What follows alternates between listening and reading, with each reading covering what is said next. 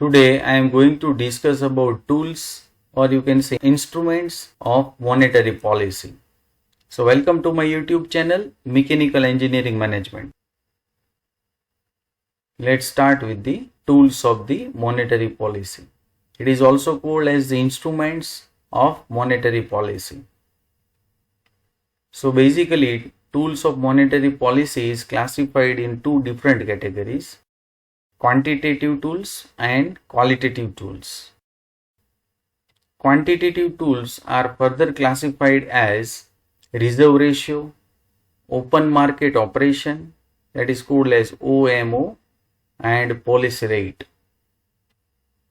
Reserve ratio is further classified as CRR, that means cash reserve ratio, and statutory liquidity ratio means SLR. Policy rate is further classified as bank rate, repo rate, reverse repo rate, and marginal facility. Qualitative tools are further classified as credit rationing, moral suzerain, changing margin requirements, consumer credit control, and direct action. Now let's see one by one all these different types of the tools of monetary policy briefly. So the first one, reserve ratio, in which the first one is cash reserve ratio, that means CRR. Banks have to keep a certain minimum percentage of their total deposits, means demand deposits plus time deposits, with the RBI in the form of cash. That minimum percentage is called CRR. That means bank have to keep certain minimum percentage of their total deposits with the RBI. That minimum percentage is called as CRR, and that's why it is called as cash reserve ratio. That means certain percentage is reserved in the RBI.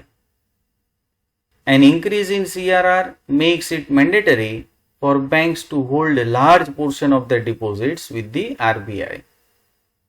Therefore, it reduces their deposits available for credit, and they lend less, which affect their profitability and also reduces the money supply in the economy. The main aim of CRR is to avoid any kind of shortage of money in meeting the demand of money of depositors.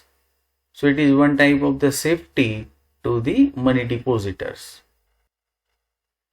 Now next, statutory liquidity ratio, short form is SLR. All banks are required to maintain a minimum percentage of their total deposits as liquid assets in form of cash, gold, or securities with themselves beside CRR is known as SLR. That means apart from the CRR, bank has to maintain a minimum percentage of their total deposit in terms of cash, gold, or other securities in the bank. That is called as SLR. A change in SLR has the same effect on volume of credit as in case of change in CRR. In India, RBI has continuously increased SLR from 25% in 1970 to 38.5% in 1991. However, SLR has been reduced to 30% on additional deposits in 1992. Now, the rate of SLR is 25% for the commercial bank. Now next category is open market operation, means OMO. Buying and selling of government securities and bonds by the RBI in the open market is called open market operation. That means very simple.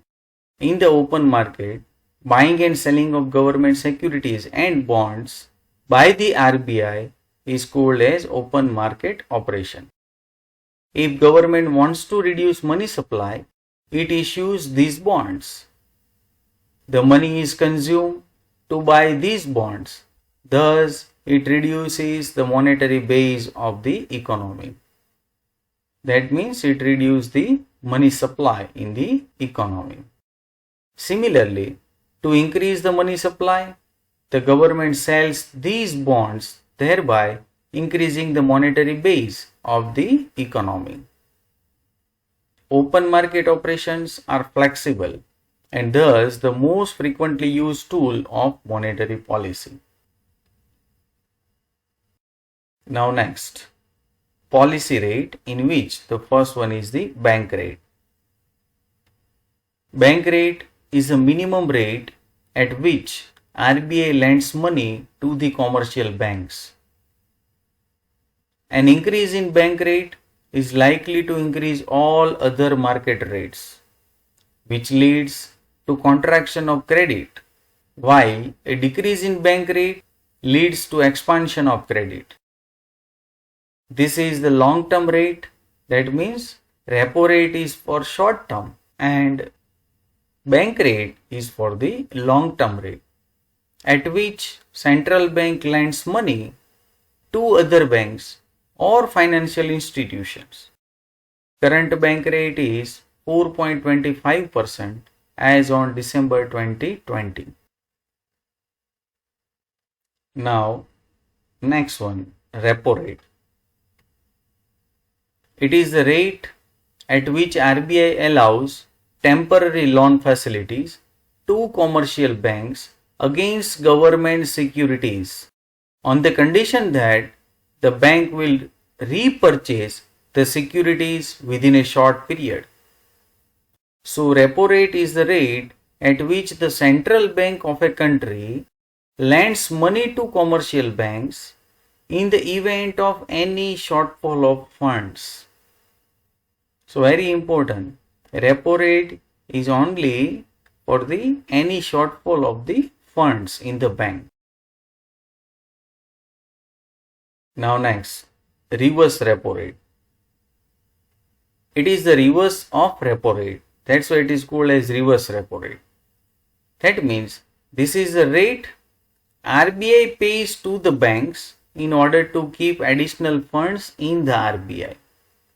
So it is a reverse process of the repo rate.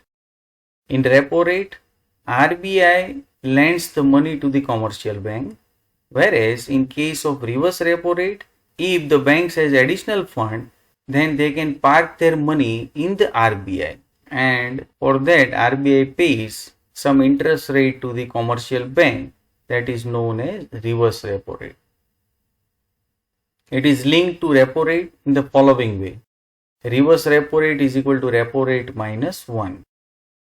It is not always fixed, but it is generally followed. Now it's turn for marginal facility.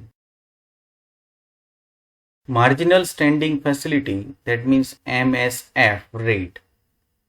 MSF rate is the panel rate at which the central bank lends money to the banks over rate available under LAF, that means liquidity adjustment facility. Banks availing MSF rate can use a maximum of 1% of its SLR securities.